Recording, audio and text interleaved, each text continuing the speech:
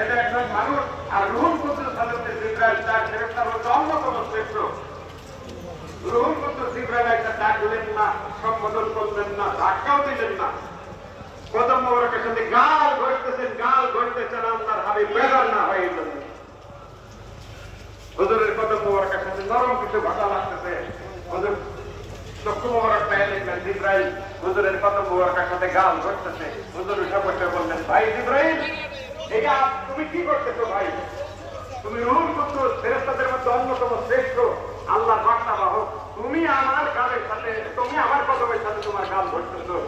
জিবরাইল সেদিন জবাব দিচ্ছিলেন, ইয়া রাসূলুল্লাহ, আমি ফেরেশতাদের মধ্যে 60 জনের মধ্যে শ্রেষ্ঠ একজন ফেরেশতা। কথা সত্য, আপনার কথা সত্য, কিন্তু আপনার এই কদম মোবারকের কাছে আমার কোনো দাম নাই।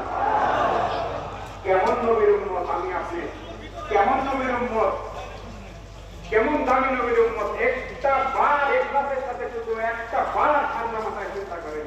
এই চিন্তা তো আপনারাই করবেন। কালামুল্লাহ শরীফে আল্লাহ বলছেন, চিন্তাশীলদের জন্যই আমার কালাম।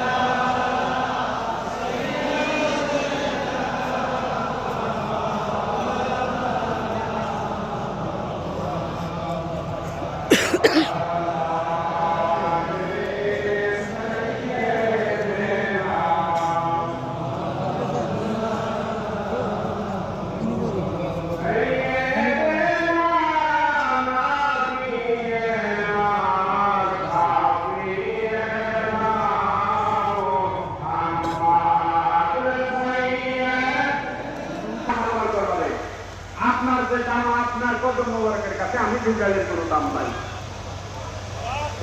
হুজুরের সিনা মোবারক তা হইল লম্বা ঘটনা। আমি শুধু মুখতাসার আলোচনা আপনাদের বোঝার জন্য বলতেছি।